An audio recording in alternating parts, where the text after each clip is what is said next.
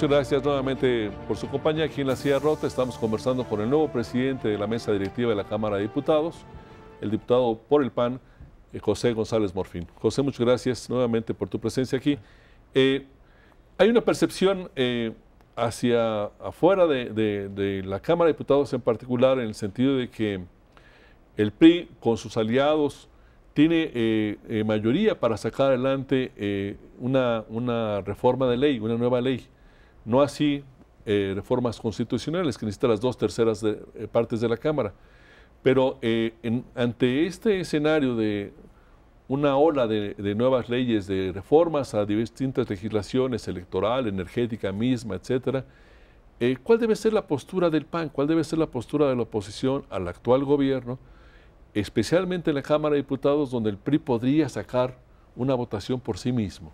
Sí, efectivamente, si solamente hacemos números, el PRI más el Partido Verde, más el Partido Nueva Alianza, harían ya la mayoría absoluta en la Cámara de Diputados. No en el Senado, por cierto. También hay que decirlo que en el Senado diputados, no lo podrían hacer. La mitad más uno. Sí, pero yo no creo que sea lo que está pensando en este momento el gobierno ni el PRI, ¿no? Yo creo que lo que están pensando es que se pueda construir, si bien ya no en un espacio como el del pacto, como se construyeron las anteriores iniciativas, las anteriores reformas, sí en un espacio donde estamos representados todos como la Cámara de Diputados, que se puedan construir pues con el más alto grado de consenso las iniciativas. No va a haber unanimidades, ¿no? En democracia ya no hay, o sea, siempre habrá voces que pues piensen diferente a los que votemos o voten como mayoría, pero yo creo que se debe de buscar siempre el mayor acuerdo posible, y yo por lo menos eso es lo que he percibido en esta legislatura, que aunque había la posibilidad, por ejemplo, de sacar el presupuesto de egresos de la Federación solamente con los votos del PRI, del Verde y del PANAL, la verdad es que se construyó un gran acuerdo donde fuimos prácticamente todos. Y yo creo que así va a seguir este proceso en la parte político-electoral, en la parte de telecomunicaciones, en la parte energética, ¿no? Yo creo que... Pero no es lo mismo que el PRI quiera, digamos, construir un mayor consenso a que no utilice la herramienta de decir, pues mira, si no nos ponemos de acuerdo, vamos nosotros solos. Pero cuando se tocan intereses tan fuertes, yo creo que es mejor tener el respaldo del mayor número posible de fuerzas políticas, porque no estamos hablando de cualquier cosa, estamos hablando de telecomunicaciones, por ejemplo, donde hay intereses y donde juegan pues, los grandes capitales de nuestro país, la reforma energética. La reforma energética, donde puede haber realmente pues, tantos intereses en juego. Yo creo que la tentación siempre estará y puede salir, pero yo creo que no, por lo menos no es lo que yo he percibido, Roberto. Pero más allá de estas leyes donde se está construyendo ese tipo de consensos, ¿qué tiene que hacer el PAN para distinguirse, digamos, del gobierno? Porque se está atribuyendo, a lo mejor por una falta de costumbre de la opinión pública, a que va todo como muy planchado y al final del día quien se juega las medallas es el gobierno. Y creo que lo ha hecho bastante bien con esta visión, digamos.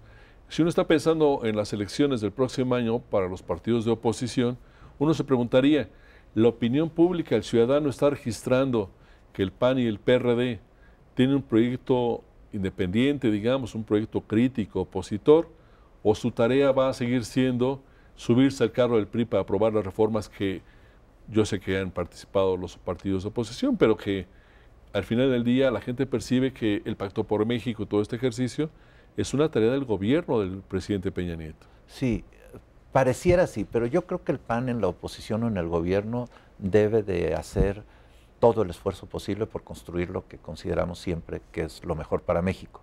Y tanto en la oposición como en el gobierno, de repente esas cosas tienen costos, pero yo creo que a final de cuentas la ciudadanía se acaba dando cuenta de que fue realmente lo que pasó. Y déjame poner dos ejemplos. Mira, la reforma energética siempre se la había negado al país el PRI.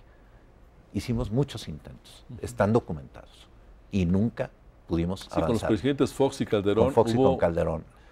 Acercamientos paulatinos, digamos. Así es, y nunca fue posible sacarle adelante. Yo creo que el PAN no podía ir en contra de una reforma energética, porque es lo que siempre habíamos peleado para el país. Y si vemos también el texto de la ley, yo creo que es más parecida la reforma que salió a la iniciativa que presentó el PAN a la que presentó el propio presidente de la República. Pero lo venden mal, ¿no, diputado? No es fácil venderlo, porque no tenemos las posibilidades que se tienen desde el gobierno para vender un proyecto como este. Sin embargo, nosotros debemos de sentirnos satisfechos de que finalmente hicimos lo correcto y que es lo mejor para el país. Y pongo otro ejemplo. ¿Tú crees, Roberto, que los gobernadores estaban de acuerdo en que les quitaran el control de las elecciones en sus estados? Con la creación del nuevo INE. El INE, que ahora en vez de organizar las elecciones federales como lo hacía el IFE, organizará también y será responsable de los procesos en el ámbito local, eso se lo arrancamos. Y yo creo que esto es también un avance democrático para el país que nosotros lo debemos de celebrar, porque tenemos ahora la posibilidad de tener procesos de la misma calidad en todo el país, que no lo teníamos, ¿no?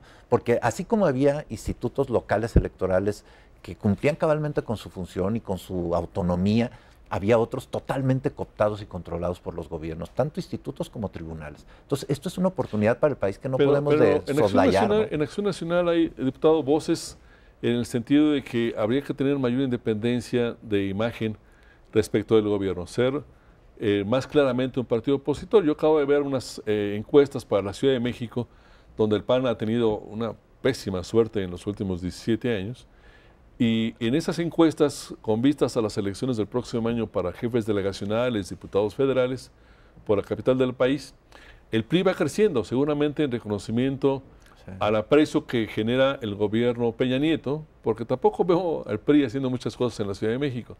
Sin embargo, el PAN, e incluso en delegaciones con mucho peso del PAN, como Miguel Hidalgo, por ejemplo, va declinando. Uno diría que parece ser sensata el cúmulo de voces que habla de tener una mayor independencia respecto de la imagen del gobierno. Estoy haciendo de abogado del diablo, pero ¿qué opinión tiene de eso? Bueno, yo creo que es una de las cosas que seguramente van a ser parte del debate interno en el proceso que acaba de comenzar en el partido. Y yo creo que es importante. A mí me parece que no debemos de dejar las cosas a medias, ¿no? Yo creo que es importante que concluyamos lo que el año pasado iniciamos, que fue una apuesta que hicimos por las reformas en el país, aún conscientes de que la mayor parte del crédito pudiera llevárselo el presidente de la República, el Ejecutivo Federal. Eso no lo podemos dejar a medias, ¿no? Tenemos que concluir eso. Y tal vez ese sea el momento en que, por usar un término muy coloquial, tengamos que pintar nuestra raya. Al final de esta legislatura. El proceso electoral comenzará hacia finales de este año. Yo creo que tenemos tiempo para construir lo que queda todavía de las leyes secundarias, para que tengan la visión del PAN, para que le demos al país buenas leyes y después preparar el proceso electoral como debe de ser. Y yo sí creo que en este momento somos un partido de oposición y que también hay que contrastarlo en la campaña, que la gente sepa por qué es por lo que debe de votar por el PAN. Yo tengo confianza en que lo vamos a poder hacer. Recuerdo esta analista Soledad Loesa que hablaba de que el PAN es una oposición leal. Yo creo que leal con el país, no con el gobierno. Leal con el país. Yo creo que nunca habrá una apuesta del PAN por reventar lo que hemos logrado con mucho trabajo construir entre todos, ¿no? Los que ya tenemos mucho tiempo en esto y contrastas lo que tenemos ahora con lo que había cuando yo, por ejemplo, llegué al primer cargo público, cuando fui diputado federal la primera vez en la 54 legislatura, 1988, la verdad es que es muchísimo lo que hemos logrado. A veces de veras cuesta trabajo aquilatarlo. Y no digo que ya que hayamos cumplido con nuestra tarea, pero yo creo que gracias al tesón democrático del PAN desde la oposición en épocas muy difíciles, creo que las cosas han cambiado para bien en México. Falta muchísimo, pero yo creo que vamos por el camino correcto y la apuesta en su momento por la gradualidad que se dio en el Partido Acción Nacional, yo creo que ha dado frutos y yo creo que es la correcta. Yo nos preguntaría también dónde tendría que radicar el talante opositor del PAN. Si en el Congreso, si en los gobiernos estatales que los mandatarios deben gobernar para todos, o en la dirigencia panista. ¿Cuál cree que tendría que ser la visión en ese sentido? Yo creo que cada quien en su lugar. Y pongo otro ejemplo. Nosotros nos opusimos en el Congreso a la reforma hacendaria del presidente. La votamos en contra. No estuvimos de acuerdo. No queríamos más impuestos para el país en ese momento y menos los que propusieron. Y lo dijimos con toda claridad y ahí está. O sea, por esa reforma hacendaria, los que se tienen que hacer responsables son el PRI y el PRD, que fueron los que la pactaron. Y ahí fuimos todos juntos en el mismo tema. Entonces, yo creo que esa es la forma. Creo que el PAN ha demostrado que sabe ser oposición cuando hay que serlo, pero también que sabe construir cuando hay que construir. Y yo me siento orgulloso de eso. Ok. Si me permite, vamos a hacer un nuevo receso. Seguimos con ustedes aquí en La Silla Rota. Muchas gracias.